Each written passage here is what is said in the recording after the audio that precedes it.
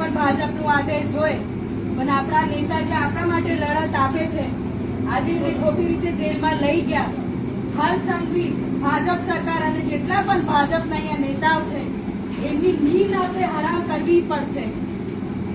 આગળ પણ પ્રદેશથી આપણને પ્રોગ્રામ આપેલા છે.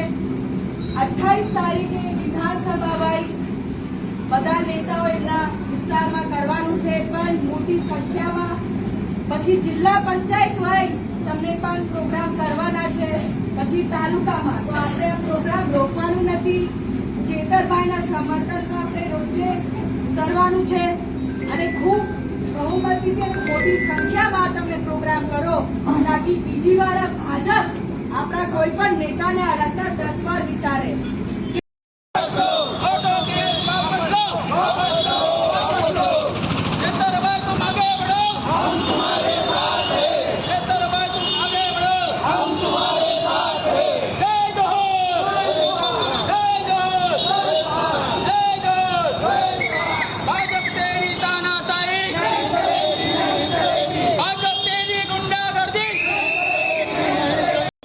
ઘર ઘર ચેતરભાઈ પેદા થઈ ગયા, વિચાર પેદા થઈ ગયો છે.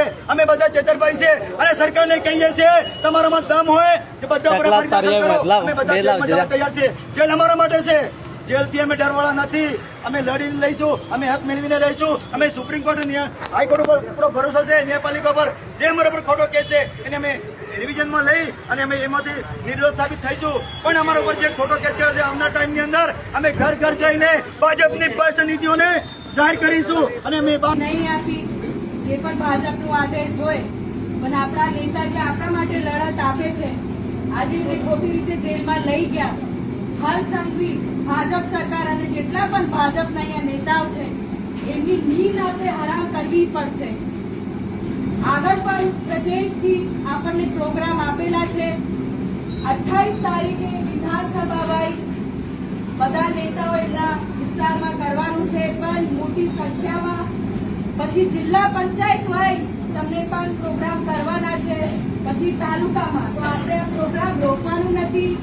ચેતરભાઈના સમર્થનમાં આપણે રોજે કરવાનું છે અને ખૂબ બહુમતીથી મોટી સંખ્યામાં તમે પ્રોગ્રામ કરો તાકી બીજી વાર ભાજપ આપણા કોઈ પણ નેતાને અડકતા 10 વાર વિચારે.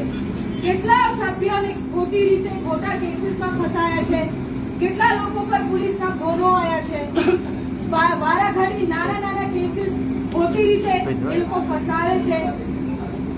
ભાજપ ડરી છે આપણને ડરાવવા. એ પોલીસને હવે એમના કમલામના પગારના પોલીસને લઈને આપણને બીવડાવવા માંગે છે.